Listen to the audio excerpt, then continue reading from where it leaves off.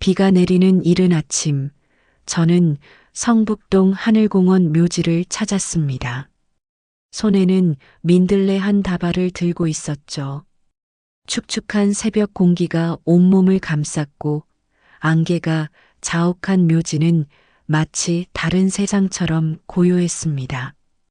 발걸음 소리마저 흡수해버리는 촉촉한 잔디를 밟으며 서하의 묘지를 향해 천천히 걸었습니다. 민들레는 서하가 가장 좋아하던 꽃이었습니다. 노란 꽃잎이 마치 작은 태양들처럼 빛난다며 매년 봄이면 들판으로 달려가 민들레 홀씨를 불곤 했죠. 작은 소원들을 담아 하늘로 띄워보내던 서하의 모습이 아직도 눈앞에 선합니다. 이제는 그 추억마저 희미해질까 두렵습니다. 3년 전 그날도 이렇게 비가 내렸습니다. 아침 7시 32분, 서아가 세상을 떠났다는 전화를 받은 그날처럼 말이죠. 병원 응급실로 달려갔을 때는 이미 모든 것이 끝난 후였습니다. 오토바이 사고라고 했습니다. 갑자기 끼어든 검은색 세단을 피하려다가 중앙분리대를 들이받았다고 했습니다. 순식간에 일어난 일이라 아무것도 할 수 없었다고 경찰은 말했습니다. 하지만 당시 목격자도 CCTV 영상도 없었다는 게 이상했습니다. 차가운 비에 젖은 묘비를 닦으며 서하의 웃는 얼굴이 떠올랐습니다. 23, 꿈 많던 나이에 떠나버린 서하. 대학교 4학년 취업 준비를 하던 중이었습니다. 패션 디자이너가 되고 싶다며 매일 밤늦게까지 포트폴리오를 준비하던 모습이 아직도 선명합니다. 책상 위에는 늘 형형색색의 스케치북이 펼쳐져 있었고 벽에는 서하가 직접 그린 드레스 디자인들이 가득했습니다. 마지막으로 본 날 서하는 평소와 달리 불안해 보였습니다. 무언가 말하고 싶어 하는 듯 했지만 저는 바쁘다는 핑계로 제대로 듣지 않았죠. 그게 서하와의 마지막 대화가 될 줄은 몰랐습니다. 지금도 그날 밤 서하의 떨리던 목소리가 귓가에 맴돕니다. 비는 점점 더 세차게 내렸고 묘지는 짙은 안개에 휩싸였습니다. 손끝이 얼얼해질 만큼 차가운 비를 맞으며 서 있는데 묘지 뒤편에서 희미한 울음소리가 들려왔습니다. 처음에는 비바람 소리인 줄 알았는데 분명 누군가의 울음소리였습니다. 심장이 빠르게 뛰기 시작했습니다. 발걸음을 옮기려는 순간 등 뒤에서 누군가가 저를 부르는 듯한 느낌이 들었습니다. 한기가 등골을 타고 올라왔습니다. 천천히 돌아보았지만 안개 속에는 아무도 없었습니다. 단지 비에 젖은 민들레 꽃잎만이 바람에 흩날릴 뿐이었죠. 그런데 묘비 앞에 놓아둔 민들레 다발이 어느새 사라져 있었습니다. 그날 이후로 저는 묘지에서 목격한 그 이상한 느낌을 지울 수가 없었습니다. 마치 서하가 저에게 무언가를 말하려 했던 것만 같았습니다. 사고 당일의 미스터리한 점들과 마지막 날 서하의 불안해하던 모습이 자꾸만 떠올랐습니다. 그리고 그건 제가 알지 못했던 충격적인 진실의 시작이었습니다. 안개 낀 묘지를 나서려는 순간 작은 발걸음 소리가 들렸습니다. 회색빛 안개 사이로 하얀 원피스를 입은 어린 소녀가 서 있었습니다. 10살 정도로 보이는 소녀는 까만 생머리에 창백한 피부를 가지고 있었습니다. 맨발로 서서 울고 있는 모습이 안쓰러워 다가가려는 순간 소녀가 먼저 입을 열었습니다. 소녀는 서하의 묘비를 가리키며 이상한 말을 했습니다. 엄마가 여기 계시다고 했어요. 순간 온몸에 전율이 흘렀습니다. 소녀의 말은 이어졌습니다. 엄마가 말씀하셨어요. 진실을 찾으면 위험해질 거라고. 떨리는 손으로 소녀에게 다가가려 했지만 안개가 짙어지며 소녀의 모습이 흐려졌습니다. 급하게 뛰어갔지만 이미 소녀는 사라진 뒤였습니다. 소녀가 서 있던 자리에는 젖은 흙 위로 찍힌 작은 발자국만이 남아 있었습니다. 그리고 그 옆에는 제가 놓았던 민들레 한 송이가 놓여 있었습니다. 집으로 돌아와 서아의 유품이 담긴 상자를 꺼냈습니다. 3년 동안 한 번도 열어보지 못했던 상자였습니다. 떨리는 손으로 상자를 열자 서아의 마지막 향기가 흘러나왔습니다. 스케치북, 좋아하던 립스틱, 폴라로이드 사진들, 하나하나가 서아였습니다. 사진들을 넘기다가 낯선 메모를 발견했습니다. 서아의 날카로운 글씨체로 쓰인 쪽지에는 이상한 주소와 숫자들이 적혀 있었습니다. B12-1024라는 암호 같은 숫자와 함께 성수동 창고라는 단어가 눈에 들어왔습니다. 그리고 쪽지 아래에는 굵은 글씨로 절대 들키면 안 되라고 적혀 있었습니다. 창밖으로 비가 계속 내렸습니다. 빗소리에 섞여 누군가 창문을 두드리는 소리가 들리는 것 같았습니다. 순간 등골이 서늘해졌습니다. 창가로 다가가 보니 커다란 까마귀 한 마리가 창틀에 앉아 저를 바라보고 있었습니다. 까마귀의 발에는 하얀 리본이 묶여 있었고 그것은 분명 서아가 즐겨 쓰던 것과 같은 모양이었습니다. 소녀의 말이 자꾸 떠올랐습니다. 진실을 찾으면 위험해질 거라고. 무슨 의미였을까요? 서아는 제게 무언가를 숨기고 있었던 걸까요? 창가에 앉아 비오는 풍경을 바라보며 서아의 마지막 날들을 떠올려 보았습니다. 분명 뭔가가 있었습니다. 제가 미쳐보지 못했던, 알지 못했던 무언가가. 다음 날 아침 서아의 사망 신고서를 확인하기 위해 동사무소를 찾았습니다. 밤새 악몽에 시달린 탓에 온몸이 천근만근이었습니다. 꿈에서는 계속해서 하얀 원피스를 입은 소녀가 나타났고 쪽지에 적힌 B12-1024라는 숫자들이 빨간색으로 반짝이며 머릿속을 맴돌았습니다. 쌀쌀한 봄비가 여전히 내리는 아침이었습니다.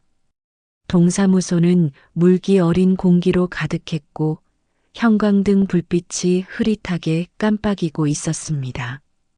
서아의 파일을 찾기 위해 담당자와 이야기를 나누는 동안 심장이 점점 더 빠르게 뛰기 시작했습니다. 서류철을 넘기던 중 의외의 사실이 드러났습니다. 사망 신고서에는 제 서명이 아닌 낯선 서명이 적혀 있었습니다. 김도영이라는 이름으로 서명이 되어 있었는데 본 적도 들어본 적도 없는 이름이었습니다. 더 이상한 것은 신고 시간이었습니다. 서아가 사고를 당한 시각인 아침 7시 32분보다 2시간이나 앞선 아침 5시 15분에 신고가 접수되어 있었습니다. 담당 직원은 이마에 주름을 잡으며 서류를 살펴보더니 이례적인 일이라며 당시 CCTV 영상을 확인해 보겠다고 했습니다. 낡은 모니터 화면에서 영상이 재생되기를 기다리는 동안 손톱이 파고들 정도로 주먹을 꽉 쥐고 있었습니다. 잠시 후 화면에 3년 전 4월 15일 오후 2시 47분의 영상이 나타났습니다. 검은 정장을 입은 남자가 서류를 제출하는 장면이 보였습니다. 남자는 모자를 깊게 눌러 쓰고 있어서 얼굴은 보이지 않았지만 왼손에 특이한 반지를 끼고 있었습니다. 마치 뱀이 감긴 듯한 디자인의 은색 반지였는데 뱀의 눈 부분에는 붉은색 보석이 박혀 있었습니다. 남자의 걸음걸이는 어딘가 불안정해 보였고 서류를 제출할 때 손이 미세하게 떨리는 것이 보였습니다. 그 순간 서아의 마지막 셀카 사진이 떠올랐습니다. 사고 전날 카페에서 찍은 사진이었습니다. 서아는 평소와 달리 굳은 표정으로 카메라를 응시하고 있었고 사진 속 배경에는 분명 검은 정장을 입은 남자가 있었습니다. 급히 집으로 돌아와 폴라로이드 사진을 다시 확인했습니다. 창가에 비친 흐릿한 실루엣 속에서 같은 반지를 낀 남자의 손이 보였습니다. 떨리는 손으로 사진 뒷면을 자세히 살펴보니 희미한 연필 자국이 보였습니다. B12-1024 열쇠라는 문구와 함께 작은 지도가 그려져 있었습니다. 지도는 성수동의 어느 골목을 가리키고 있었고 쪽지에서 봤던 창고의 위치와 정확히 일치했습니다. 지도 옆에는 작은 별표와 함께 오후 11시 24분이라는 시각이 적혀 있었습니다. 밤이 깊어졌습니다. 시계는 11시 20분을 가리키고 있었습니다. 창밖에서는 여전히 까마귀가 울었고 방 안에는 서아가 남긴 수많은 단서들이 흩어져 있었습니다. 책상 위에는 아침에 묘지에서 주운 민들레 한 송이가 놓여 있었습니다. 시간이 지나며 민들레는 시들어 있었지만 꽃잎 사이로 작은 종이 조각이 접혀 있는 것을 발견했습니다. 방 안의 공기가 갑자기 차가워졌습니다. 창문을 닫았는데도 한기가 느껴졌습니다. 책상 위에 작은 스탠드 불빛 아래에서 떨리는 손으로 종이를 펼쳤습니다. 거기에는 서아의 날카로운 글씨체로 한 줄이 적혀 있었습니다. 엄마, 저 아직 살아있어요. 하지만 아무도 믿으면 안 돼요. 시간이 얼마 없어요.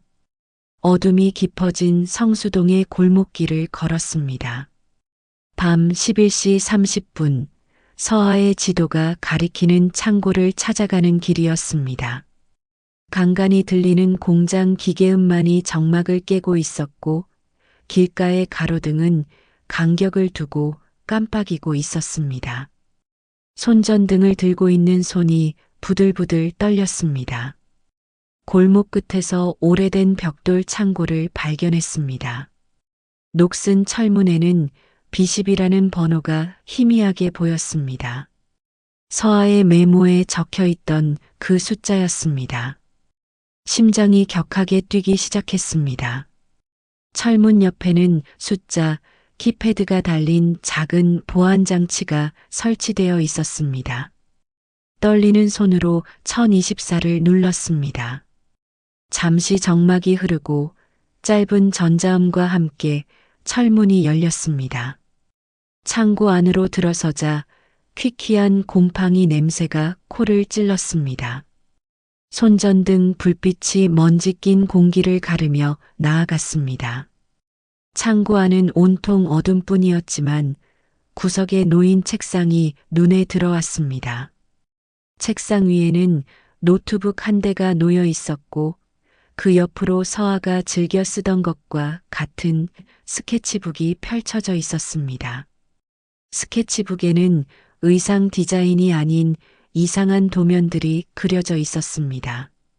마치 실험실 같은 공간의 설계도처럼 보였습니다. 노트북을 켜보려 했지만 전원이 들어오지 않았습니다. 대신 노트북 밑에서 낡은 다이어리를 발견했습니다. 서아의 것이 분명했습니다.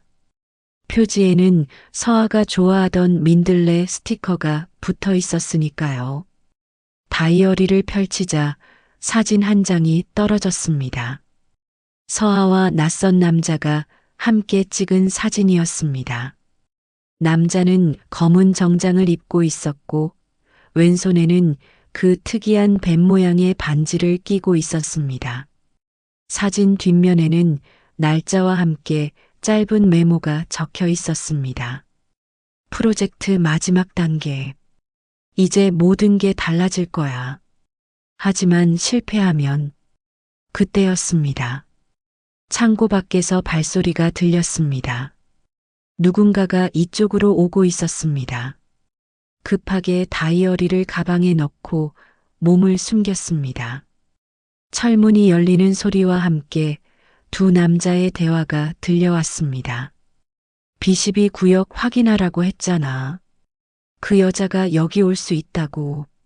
네, 실험체 자료들은 모두 처리했습니다.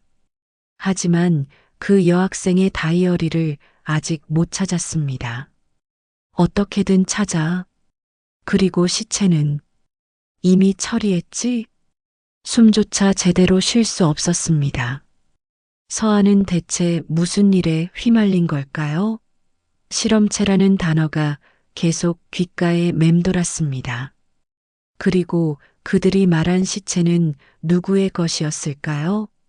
차가운 땀이 등줄기를 타고 흘러내렸습니다. 창고 구석에 먼지 쌓인 선반 뒤로 몸을 숨긴 채 차가운 콘크리트 바닥에 쪼그리고 앉아 있었습니다. 발소리가 점점 가까워졌다가 멀어졌습니다. 그들이 완전히 떠날 때까지 숨도 제대로 쉴 수 없었습니다. 손에 쥐고 있던 서아의 다이어리가 땀에 젖어 있었습니다. 한참을 기다린 후 조심스럽게 다이어리를 펼쳤습니다. 창고의 희미한 달빛 아래서 서아의 글씨를 읽어내려갔습니다. 2022년 3월 15일. 오늘 김 교수님 연구실에서 특별한 제안을 받았다. 패션 디자인과 학생을 왜 찾는지 이해할 수 없었지만 제시한 금액이 너무 컸다. 등록금과 생활비를 벌 수 있는 기회라고 했다. 단 절대 비밀을 지켜야 한다고. 2022년 3월 20일. 실험 첫날이었다. 처음에는 단순한 심리 테스트인 줄 알았다. 하지만 이상한 약물을 투여받았다. 몸이 달아오르는 것 같았다. 그리고 잠깐 의식을 잃은 것 같은데 깨어나 보니 7시간이나 지나 있었다. 2022년 4월 1일. 이제 알겠다. 그들이 연구하는 건 시간이다. 인간의 의식이 시간을 초월할 수 있다는 걸 증명하려 한다. 나는 그들의 실험체 중 하나일 뿐이다. 하지만 무언가 잘못되고 있다. 다른 실험체들이 하나둘씩 사라지고 있다. 2022년 4월 10일. 오늘 충격적인 걸 발견했다. 지하 실험실에서 또 다른 나를 봤다. 분명 나인데 미래에서 온 것 같았다.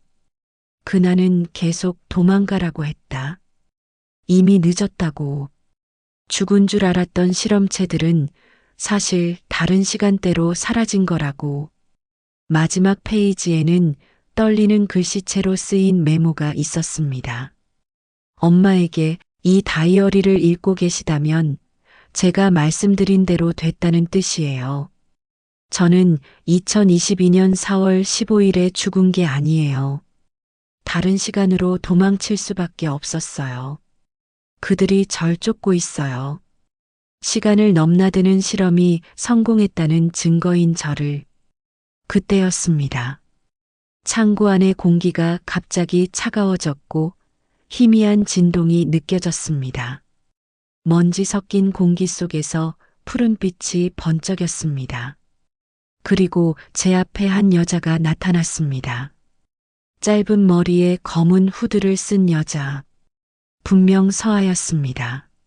하지만 이 서아는 제가 알던 모습이 아니었습니다. 더 나이 들어 보였고 눈빛은 지쳐 있었습니다. 서아는 제게 다가와 속삭였습니다.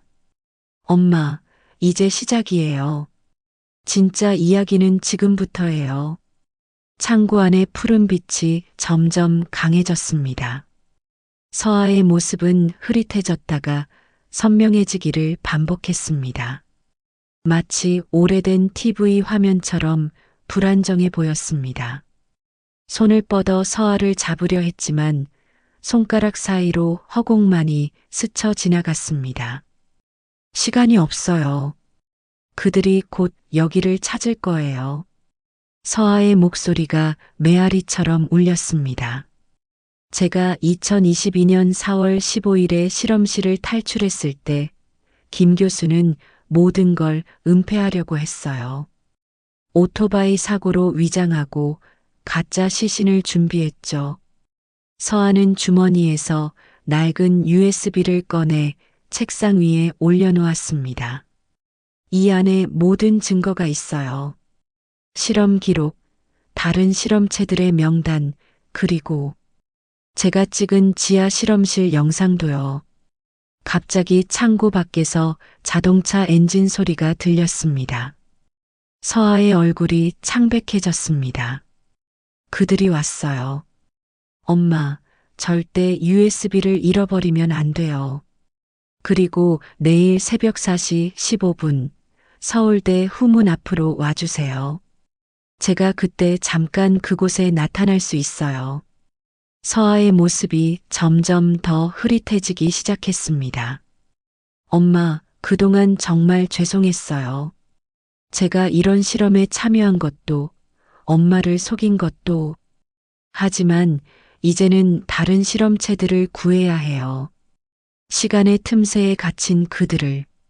창고 문이 열리는 소리가 들렸습니다. 서아는 마지막으로 저를 바라보며 말했습니다. 엄마, USB 속 지도를 따라가 보세요. 지하 실험실로 가는 비밀 통로가 나와 있어요. 하지만 조심하세요. 거기엔 시간이 뒤틀려 있어요. 같은 순간이 계속해서 반복되는 공간이에요. 푸른 빛이 폭발하듯 번쩍였고 서아의 모습은 완전히 사라졌습니다. 그 자리에는 민들레 한 송이가 떨어져 있었습니다. 발소리가 가까워지는 와중에 저는 재빨리 USB를 낚아채 어둠 속으로 몸을 숨겼습니다. 검은 정장을 입은 남자들이 창고 안으로 들어왔습니다.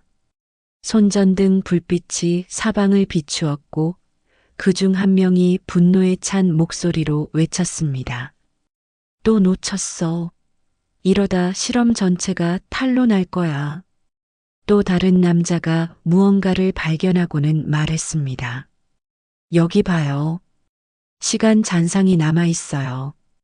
방금 전까지 누군가가 이 공간에서 시간 이동을 했다는 뜻입니다. 남자들이 창고를 수색하는 동안 저는 어둠 속에서 손에 쥔 USB를 꽉 쥐었습니다. 서아를 다시 만날 수 있다는 희망, 그리고 그 아이가 휘말린 거대한 비밀에 대한 두려움이 동시에 밀려왔습니다. 시계는 자정을 가리키고 있었고 새벽 4시 15분까지는 아직 4시간이 남아 있었습니다. 창고를 빠져나온 후 근처 24시간 카페로 향했습니다. 차가운 커피 한 잔을 앞에 두고 서아가 준 USB를 노트북에 연결했습니다. 화면에는 수십 개의 폴더가 나타났고 그중 PROJECTCHO라는 폴더가 눈에 띄었습니다. 첫 번째 파일은 김 교수의 연구 계획서였습니다. 의식적 시간 이동과 양자 중첩 상태의 인간 의식 보존에 관한 연구라는 제목이 달려 있었습니다. 내용은 충격적이었습니다. 그들은 인간의 의식을 여러 시간대에 동시에 존재하게 만드는 실험을 진행해 왔습니다.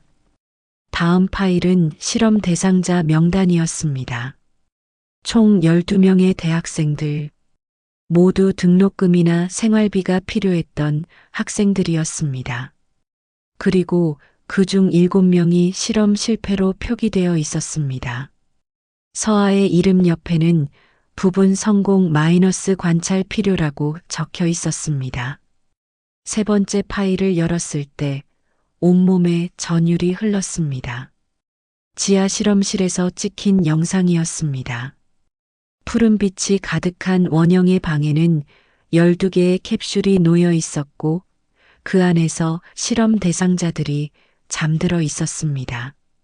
영상 속 시간 표시는 계속해서 앞뒤로 튀어 올랐습니다.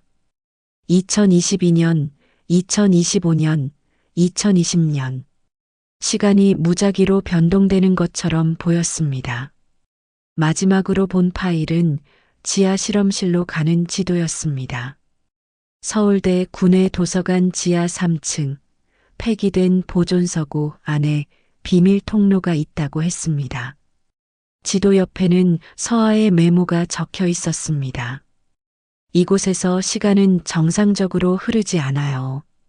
한순간에 여러 시간대가 공존하죠. 실패한 실험체들은 이 뒤틀린 시간 속에 갇혀 있어요. 영원히 같은 순간을 반복하면서 창밖을 보니 새벽 3시였습니다. 서울대 후문까지는 1시간이 걸릴 것 같았습니다. 노트북을 끄려는 순간 화면이 깜빡이더니 갑자기 메시지 창이 떴습니다. 실험체 8번의 현재 위치 추적 중. 좌표 확인. 시간 좌표 2025년 1월 31일 3만15. 공간 좌표 성수동 B12 반경 500의 미내. 포획 부대 출동 중. 심장이 멈출 것 같았습니다. 실험체 8번은 바로 서하였고 그들은 이미 제 위치를 파악한 것이었습니다. 재빨리 노트북을 가방에 넣고 카페를 빠져나왔습니다.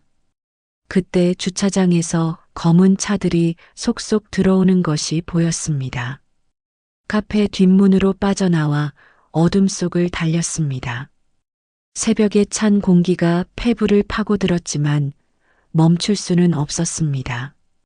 서하와의 약속 장소까지는 아직 멀었고 뒤에서는 누군가의 발소리가 점점 가까워지고 있었습니다. 새벽 4시 서울대 후문 앞에 도착했습니다. 차가운 안개가 땅을 기어다니듯 낮게 깔려 있었고 가로등 불빛이 안개 속에서 둥글게 퍼져나갔습니다. 후문 철제 게이트는 굳게 닫혀 있었고 캠퍼스는 깊은 어둠에 잠겨 있었습니다. 뒤를 돌아보니 멀리서 검은 차들이 움직이는 것이 보였습니다. 그들이 이곳까지 쫓아온 것 같았습니다.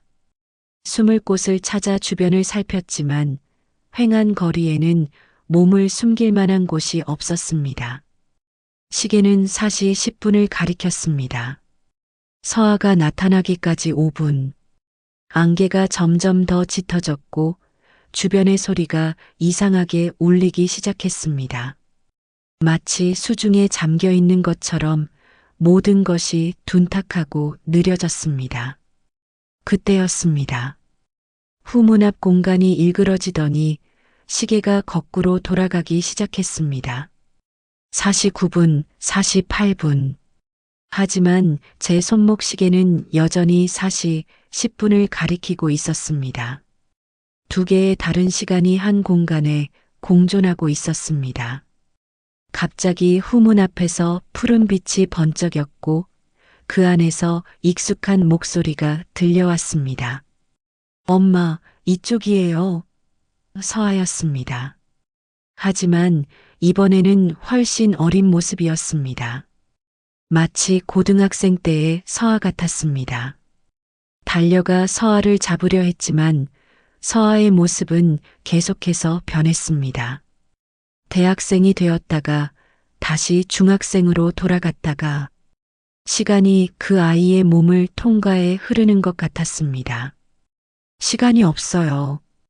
지금 실험실에서 큰일이 벌어지고 있어요. 서하의 목소리가 겹쳐서 들렸습니다.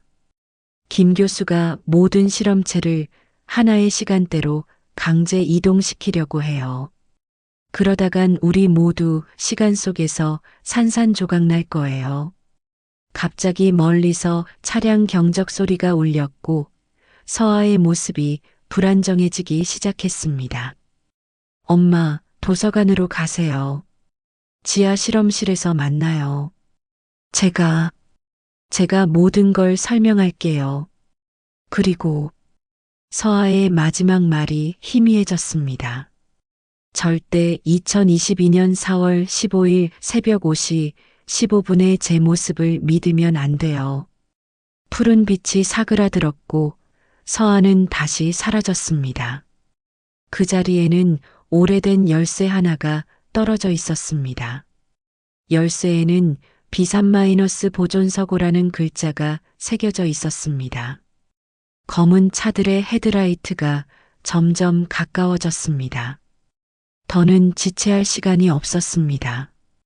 열쇠를 움켜쥐고 후문 옆 담장을 넘어 캠퍼스로 향했습니다. 어둠 속에서 도서관의 거대한 실루엣이 보였습니다. 뒤에서는 누군가가 저기다 라고 외치는 소리가 들렸습니다. 시계는 여전히 4시 10분을 가리키고 있었지만 하늘은 이상하게도 어두워지는 대신 점점 밝아지고 있었습니다. 마치 시간이 거꾸로 흐르는 것처럼 도서관 지하로 향하는 비상계단을 내려갔습니다. 형광등이 깜빡이는 좁은 계단을 따라 지하 3층까지 내려가는 동안 발걸음 소리가 이상하게 울렸습니다. 마치 제 발소리가 먼저 들리고 실제로 발을 내딛는 것처럼 시간의 순서가 뒤틀려 있었습니다. 지하 3층 보존서고는 켜진 지 오래된 듯한 형광등 아래 끝없이 이어진 책장들로 가득했습니다. 공기는 축축했고 오래된 책 냄새가 코를 찔렀습니다. 서아가 준 열쇠로 녹슨 철문을 열자 먼지 쌓인 서고가 나타났습니다. 책장 사이를 지나가는데 이상한 일이 벌어졌습니다. 한쪽 통로에서는 제가 어린 서아의 손을 잡고 걸어가는 모습이 보였고 다른 통로에서는 서아의 대학 입학식 날의 제 모습이 스쳐 지나갔습니다. 과거의 순간들이 마치 필름처럼 겹쳐서 재생되고 있었습니다. 서고 깊숙한 곳에서 희미한 푸른빛이 새어나왔습니다. 책장 뒤편의 벽에는 평범한 청소도구함이 있었는데 그 안에서 빛이 흘러나오고 있었습니다. 도구함을 열자 그 안에는 계단이 아래로 이어져 있었습니다. 계단을 따라 내려가니 넓은 원형 공간이 나타났습니다. 12개의 유리 캡슐이 원을 그리며 놓여 있었고 중앙에는 거대한 기계 장치가 웅웅거리며 돌아가고 있었습니다. 캡슐 안에는 사람들이 잠든 것처럼 누워 있었습니다. 실종된 실험체들이었습니다. 그때 모니터들이 일제히 깜빡이기 시작했습니다. 최종 시간 통합 프로세스 시작. 현재 시간 2025년 1월 31일 44,215. 목표 시간 2022년 4월 15일 51,500. 통합까지 남은 시간 30분. 그리고 서아의 목소리가 스피커를 통해 흘러나왔습니다. 엄마, 절 따라오신 거군요. 하지만 너무 늦었어요. 이미 시간 통합이 시작됐어요. 돌아보니 검은 정장을 입은 서아가 서 있었습니다. 하지만 뭔가 달랐습니다. 서아의 눈빛이 차갑게 변해 있었고 왼손에는 그 뱀 모양의 반지를 끼고 있었습니다. 놀라셨나요? 전 이미 김 교수님 편이에요. 시간을 통제할 수 있다면 우리가 신이 될 수 있다는 걸 깨달았거든요. 모든 실험체의 시간을 하나로 통합하면 완벽한 시간 지배가 가능해져요. 그때 다른 방향에서 또 다른 서아의 목소리가 들렸습니다. 엄마, 저 사람은 제가 아니에요. 2022년 4월 15일에 제가 김 교수에게 세뇌당한 거예요. 시간은 새벽 4시 45분을 가리키고 있었습니다. 두 명의 서아가 서로를 마주보며 서 있었고 중앙의 기계는 점점 더 빠르게 돌아가기 시작했습니다. 실험실 전체가 진동하기 시작했습니다. 두 명의 서아가 서로를 마주보고 있는 동안 중앙의 기계에서 나오는 푸른 빛이 점점 강렬해졌습니다. 벽면의 모니터들은 빨간색 경고 문구를 깜빡이고 있었습니다. 시간 통합 시작까지 15분. 검은 정장을 입은 서아가 중앙 기계 쪽으로 걸어갔습니다. 이제 아무도 이걸 막을 수 없어요. 모든 실험체의 시간이 하나로 합쳐지면 우리는 시간을 완벽하게 지배할 수 있게 될 거예요. 그때 다른 서아가 제게 달려왔습니다. 엄마, USB를 기계 중앙 포트에 꽂아야 해요. 제가 심어둔 바이러스가 시스템을 파괴할 거예요. 하지만 서아의 목소리가 떨렸습니다. 그러면 모든 시간의 흐름이 원래대로 돌아가요. 저도 2022년으로 돌아가야 해요. 검은 정장의 서아가 비웃듯 말했습니다. 그래서 또 오토바이 사고로 죽겠다는 거예요? 우린 그땐 약했지만 이제는 달라요. 시간을 지배하는 신이 될 수 있어요. 실험실 문이 열리며 김 교수가 들어왔습니다. 역시 이곳까지 올 줄 알았습니다. 그의 손에는 총이 들려 있었고 뒤에는 검은 정장을 입은 남자들이 따라 들어왔습니다. 시간 통합 시작까지 10분. 순간 캡슐 속의 실험체들이 하나둘 깨어나기 시작했습니다. 그들의 모습도 계속해서 변했습니다. 어른이 되었다가 아이가 되었다가 끊임없이 시간 속을 표류하고 있었습니다. 시간 통합 시작까지 5분. 서아가 제 손을 잡았습니다. 따뜻했습니다. 엄마, 절 믿으세요. USB를 꺼내 들었습니다. 김 교수가 총을 겨누었지만 그때 캡슐에서 깨어난 실험체들이 한꺼번에 그에게 달려들었습니다. 혼란 속에서 중앙 기계로 달려갔습니다. 시간 통합 시작까지 1분. 검은 정장의 서아가 제 앞을 막아섰습니다. 그때 주머니 속의 민들레가 푸른빛을 내며 빛나기 시작했습니다. 마치 서아의 어린 시절의 웃음소리가 들리는 것 같았습니다. 30초. USB를 포트에 꽂았습니다. 기계가 격렬하게 진동하기 시작했고 푸른빛이 실험실 전체를 가득 채웠습니다. 10초. 9, 8. 서아가 제게 마지막 미소를 지어 보였습니다. 엄마, 그동안 정말 감사했어요. 그리고 사랑해요. 3, 2, 1.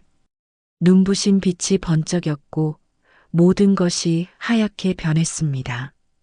눈을 떴을 때 저는 성북동 하늘공원 묘지에 서 있었습니다. 여전히 이른 아침이었고 봄비가 내리고 있었습니다.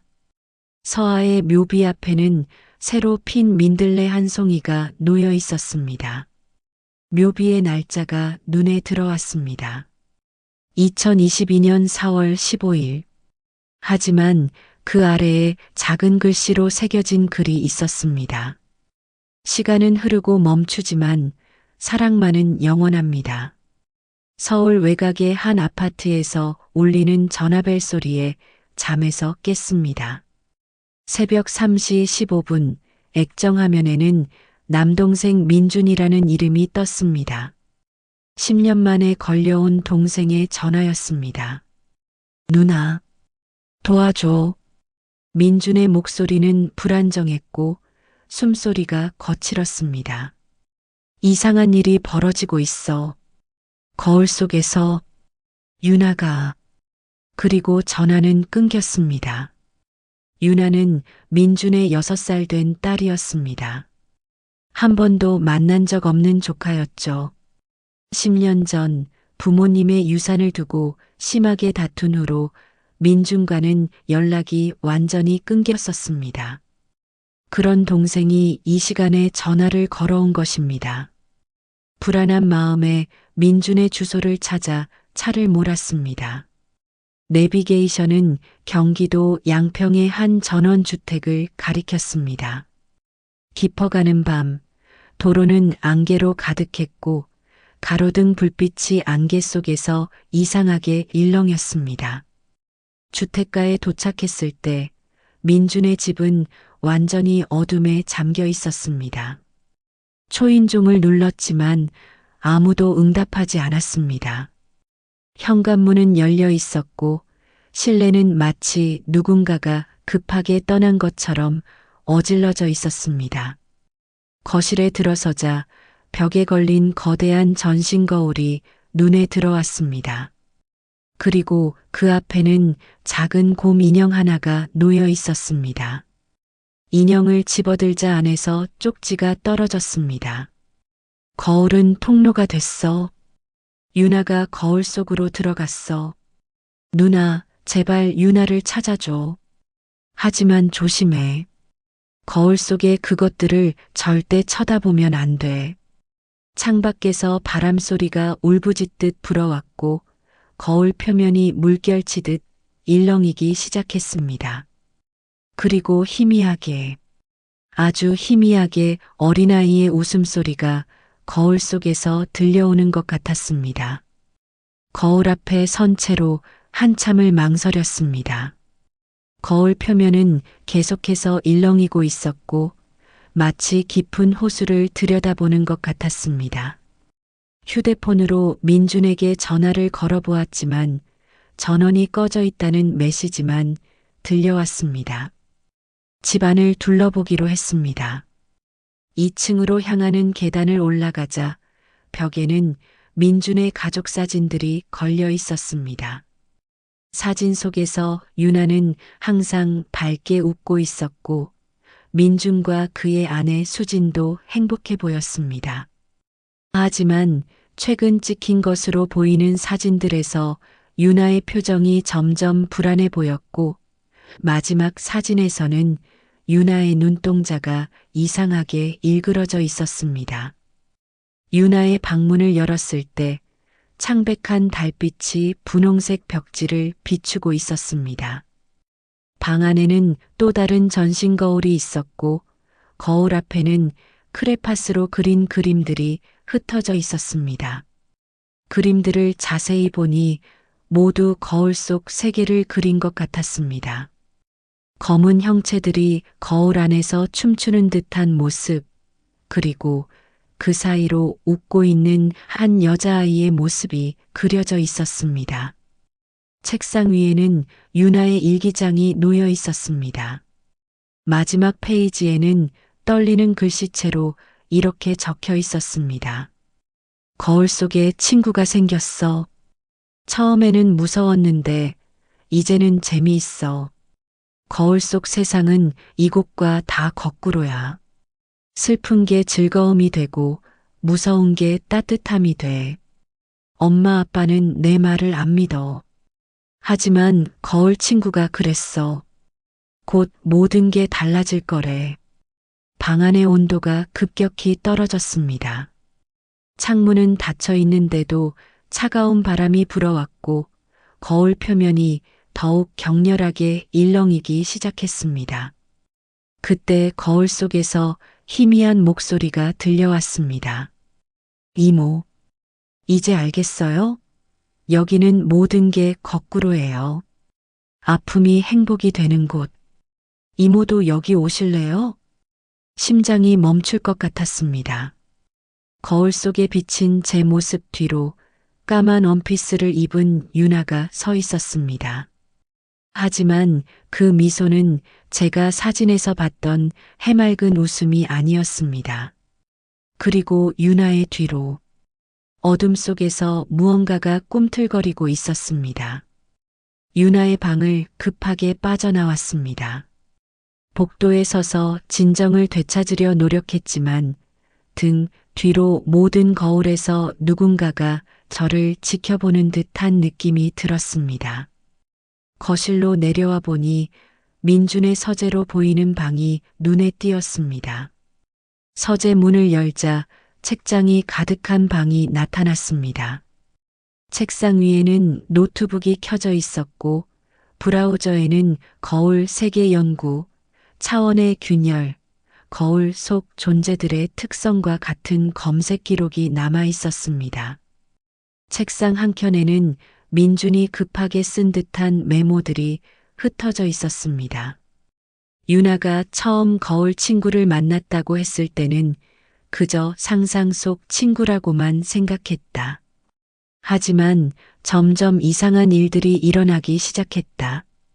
거울 속에서 들리는 속삭임, 밤마다 울리는 웃음소리, 그리고 유나의 변화. 메모 더미 아래에서 오래된 편지 한 통을 발견했습니다. 10년 전 제가 민준에게 보낸 마지막 편지였습니다. 편지는 누런 빛이 바랬지만 제 분노에 찬 글씨는 선명했습니다. 부모님의 유산을 두고 다투던 날 민준이 숨기고 있던 빚 때문에 집이 경매로 넘어가게 된 사실을 알게 된 후 보낸 편지였습니다. 그때 책상 위에 노트북 화면이 깜빡였고 텍스트 문서가 저절로 열렸습니다. 누나에게 미안해. 그때 모든 걸 솔직히 말했어야 했는데 도박 빚 때문에 집을 날리고 부모님의 신뢰도 잃고 하지만 이제는 달라졌어. 유나가 태어나고 나서 정말 열심히 살았어. 그런데 이제 유나마저. 누나, 거울 뒤의 존재들은 우리의 후회와 아픔을 먹고 자라나? 내 죄책감이 이 모든 일의 시작이었던 것 같아. 유나는 내 업보를 대신 짊어진 걸까? PS. 누나가 이걸 읽고 있다면 뒤를 조심해. 순간 등골이 서늘해졌습니다. 노트북 화면에 비친 제 뒷모습, 그리고 그 뒤에 서 있는 새카만 형체가 보였습니다. 천천히 고개를 돌리려는 순간 방 안의 모든 전자기기가 한꺼번에 꺼졌다가 켜졌습니다. 불이 다시 들어왔을 때 방 안의 모든 거울이 깨져 있었습니다. 바닥에 흩어진 거울 조각마다 다른 공간이 비치고 있었고 그 속에서 유나로 보이는 형체가 점점 멀어져 갔습니다. 거울 조각들 사이로 새로운 메시지가 떠올랐습니다. 이모, 아빠의 진짜 마음을 보고 싶지 않으세요? 여기서는 모든 거짓이 진실이 되고 미움이 사랑이 되어 거울만 따라오세요. 깨진 거울 조각들이 달빛을 받아 은은하게 빛났습니다. 각각의 조각들은 마치 퍼즐처럼 서로 다른 장면을 보여주고 있었습니다. 한 조각에서는 어린 시절 민준과 제가 함께 놀던 장면이, 다른 조각에서는 부모님의 장례식 날 서로를 원망하며 등을 돌리던 순간이 비치고 있었습니다. 조심스럽게 거울 조각 하나를 집어들었습니다. 그러자 갑자기 제 손에서 따뜻한 기운이 전해져 왔고 거울 속으로 빨려 들어가는 듯한 감각이 느껴졌습니다. 눈을 떴을 때 저는 10년 전 그날의 병원 복도에 서 있었습니다. 누나는 날 전혀 이해하려 하지 않았어. 젊은 민준의 목소리가 들렸습니다. 하지만 그의 모습은 보이지 않았고 단지 목소리만이 공중에 맴돌고 있었습니다. 도박은 실수였어. 하지만 그때 난 정말 다급했다고. 빚쟁이들이 부모님께까지 찾아올까봐. 장면이 흐려지더니 다시 또 다른 기억으로 바뀌었습니다. 이번에는 민준의 결혼식 날이었습니다.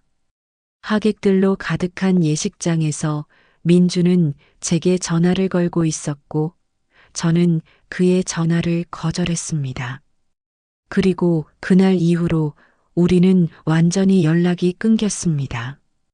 갑자기 모든 장면이 멈췄고 거울 속 공간이 뒤틀리기 시작했습니다.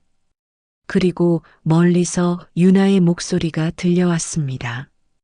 이모가 거절한 그날 아빠는 많이 울었어요. 거울 속에서는 그 눈물이 아직도 흐르고 있죠. 시간은 여기서 멈춰 있으니까요. 눈앞의 장면이 다시 한번 바뀌었습니다. 이번에는 낯선 광경이었습니다. 민준이 유나의 방 앞에서 무릎을 꿇고 있었고 방 안에서는 이상한 웃음소리가 들려오고 있었습니다. 유나야, 제발 문 좀 열어줘. 아빠가 잘못했어. 이제 그만 나와줘. 아빠, 전 이제 여기가 더 좋아요. 여기서는 모든 슬픔이 사라지니까요.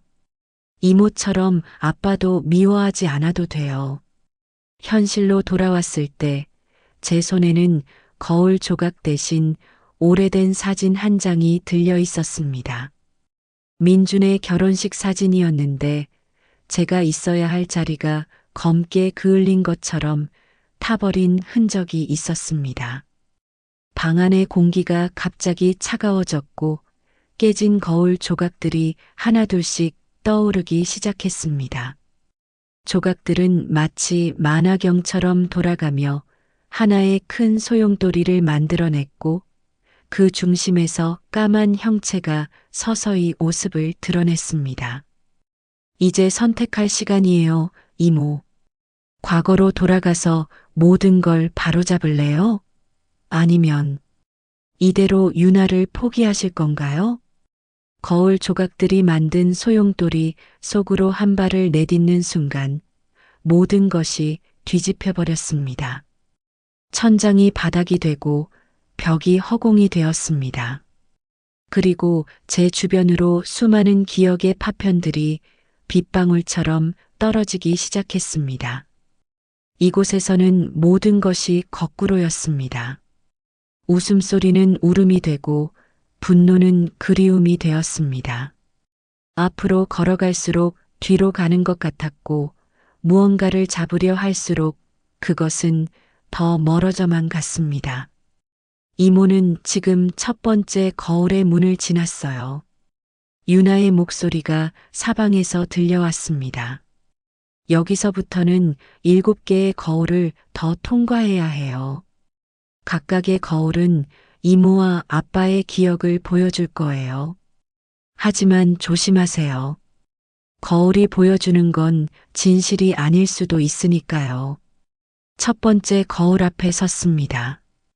거울 속에는 어린 시절 민준의 모습이 비쳤습니다. 10살쯤 된 민준이 혼자 구석에서 울고 있었고 그의 앞에는 찢어진 성적표가 놓여 있었습니다. 그날 아빠는 처음으로 거짓말을 배웠어요. 유나의 목소리가 속삭였습니다. 할아버지의 호통이 무서워서 성적표를 찍고 잃어버렸다고 했죠. 그게 시작이었어요. 작은 거짓말이 점점 커다란 비밀이 되기까지. 두 번째 거울에서는 고등학생이 된 민준이 보였습니다. 친구들과 어울려 처음 도박에 손을 대는 장면이었습니다. 하지만 이상하게도 그의 표정은 즐거움이 아닌 깊은 고통으로 일그러져 있었습니다.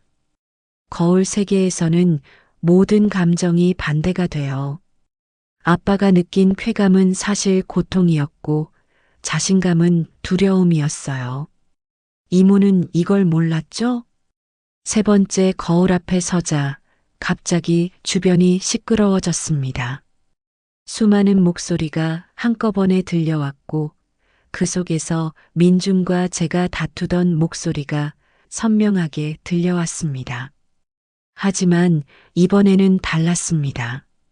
제가 듣지 못했던 민준의 중얼거림이 들렸습니다. 누나, 미안해. 하지만 이것만은 말할 수 없어. 그 사람들이 누나한테까지 해코지할까봐. 네 번째 거울로 향하던 중 까만 형체들이 제 주위를 맴돌기 시작했습니다. 그들은 사람의 형상을 하고 있었지만 그림자처럼 실체가 없었습니다. 그리고 그들은 계속해서 속삭였습니다. 내 동생의 후회를 보았느냐?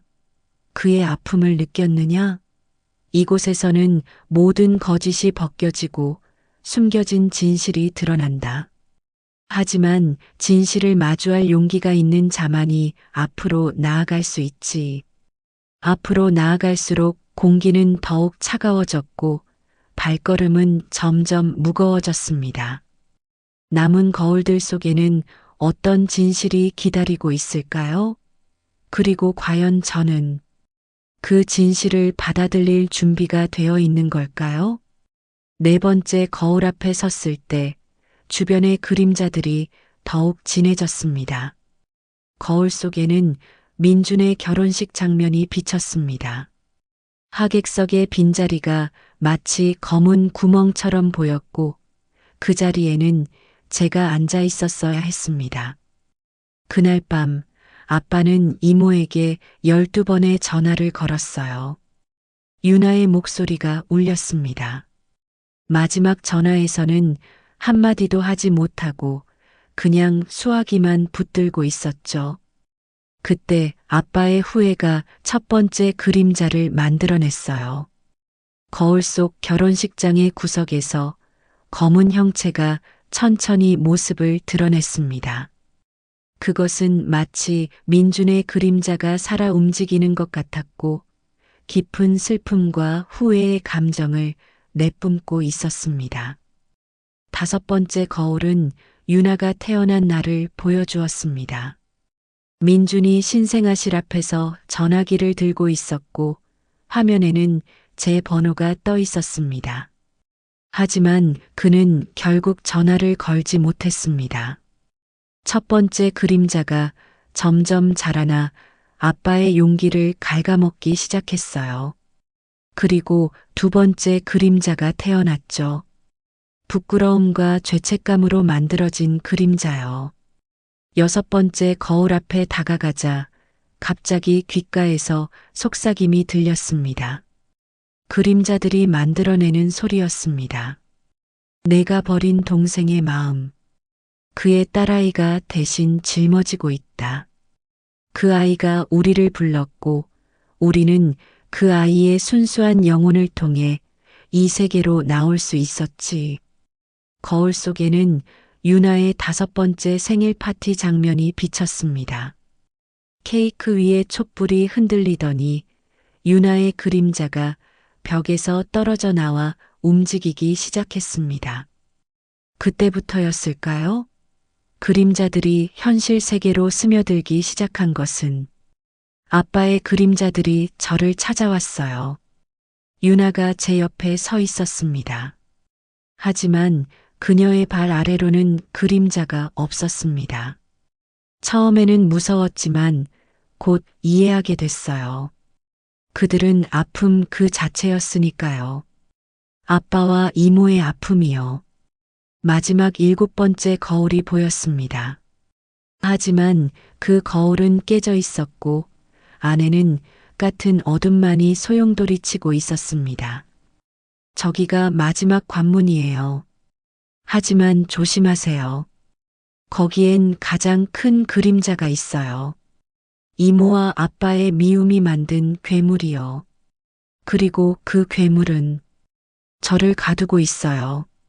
일곱 번째 거울 앞에 선 순간 모든 그림자가 한 곳으로 몰려들기 시작했습니다.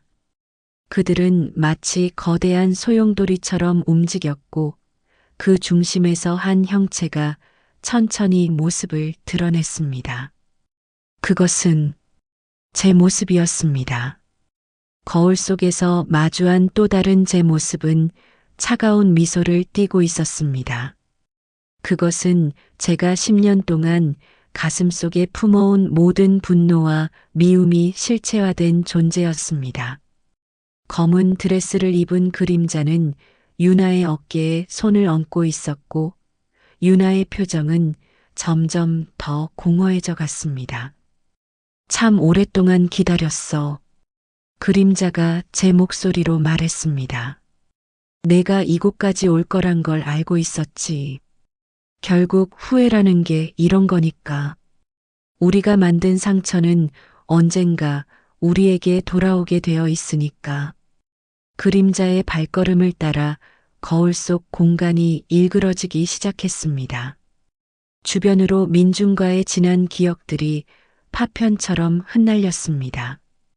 부모님의 임종 전날, 마지막으로 나눈 다툼, 민준이 무릎을 꿇고 용서를 빌던 날, 그리고 제가 등을 돌리고 떠나던 순간, 보이니? 내가 얼마나 잔인했는지 그림자가 속삭였습니다. 동생의 잘못을 절대 용서하지 않겠다고 다짐했지. 그런데 그 미움이 유나에게까지 전해질 줄은 몰랐겠지? 유나의 눈에서 검은 눈물이 흘러내렸습니다. 이모, 전 그저 아빠의 웃는 모습을 보고 싶었어요. 그래서 거울 속으로 들어왔어요. 여기서는 슬픔이 행복으로 바뀐다고 했으니까. 그때였습니다. 제 주머니 속에서 민들레 인형이 따뜻한 빛을 내기 시작했습니다. 그 빛은 마치 어머니의 품처럼 포근했고 오래된 기억 하나를 떠올리게 했습니다. 어린 시절 민준이 처음으로 큰 실수를 했을 때였습니다. 어머니는 우리 둘을 앉혀놓고 이렇게 말씀하셨죠. 미움은 거울과 같단다.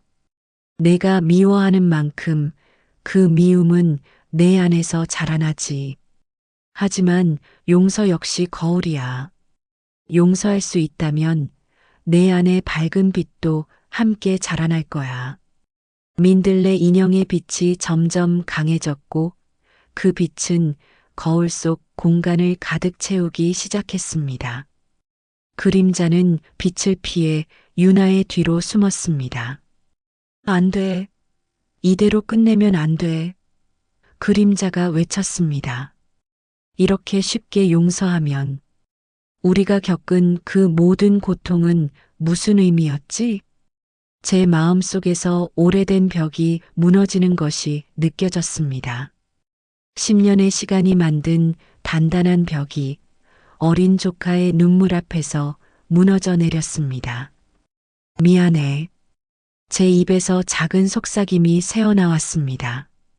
민준아, 그리고 유나야, 정말 미안해. 그 순간 민들레 인형에서 터져나온 빛이 폭발하듯 퍼져나갔습니다. 눈부신 빛이 거울 세계를 가득 채우자 그림자들이 하나둘씩 빛 속으로 녹아들기 시작했습니다. 제 앞에 있던 그림자도 마치 연기처럼 흩어졌고 그 자리에는 투명한 거울 조각들만이 남았습니다. 유나가 천천히 눈을 떴습니다. 그동안 공허했던 그녀의 눈동자에 다시 생기가 돌아오고 있었습니다. 이모, 이제 그림자들이 사라졌어요. 더 이상 아프지 않아요. 하지만 기쁨도 잠시 거울 세계가 흔들리기 시작했습니다. 그림자들이 사라지자 이 공간을 지탱하던 힘도 약해진 것 같았습니다. 천장에서는 거울 조각들이 비처럼 떨어지기 시작했고 바닥은 균열이 생기며 부서져 갔습니다. 빨리 나가야 해요. 유나가 제 손을 잡았습니다. 원래 세계로 돌아가는 문은 하나밖에 없어요. 첫 번째 거울로 돌아가야 해요. 우리는 무너져 내리는 거울 세계를 지나 달렸습니다. 발걸음을 내디딜 때마다 바닥이 깨져나갔고 주변의 거울들은 차례로 산산조각 났습니다. 달리는 동안 민준과의 기억들이 마치 영화의 한 장면처럼 스쳐 지나갔습니다. 그때 유나가 발을 헛디뎠습니다. 그녀의 발 아래 바닥이 깨지기 시작했고 깊은 어둠이 그녀를 삼키려 했습니다. 본능적으로 유나의 손을 잡아챘지만 그러자 저도 균형을 잃고 말았습니다. 그 순간 어디선가 민준의 목소리가 들렸습니다. 누나, 유나를 부탁해. 균열 너머로 민준이 보였습니다. 그는 거울 세계의 다른 한편에서 필사적으로 손을 뻗고 있었습니다. 그의 모습은 희미했지만 눈빛만은 선명했습니다. 민준아, 이제 알겠어. 너의 마음을. 그리고 내 잘못도. 마지막 힘을 다해 유나를 안전한 곳으로 밀어 올렸습니다. 유나가 겨우 중심을 잡았을 때 제 발밑의 바닥이 완전히 무너져 내렸습니다. 끝없는 어둠 속으로 떨어지는 순간 따뜻한 손이 제 손목을 잡았습니다. 고개를 들어보니 민준이었습니다.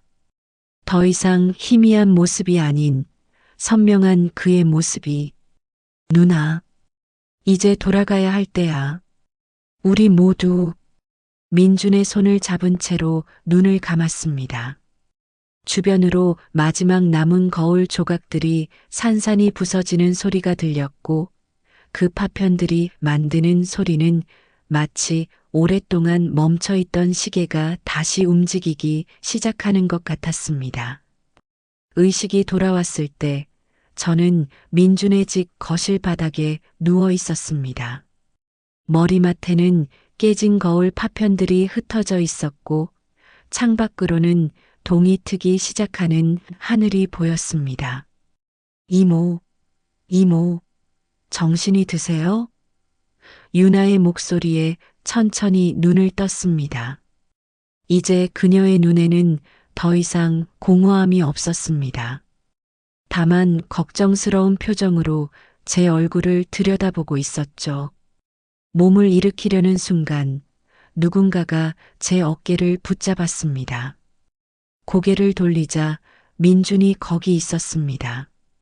그의 얼굴은 피곤해 보였지만 눈가에는 따뜻한 미소가 어려 있었습니다.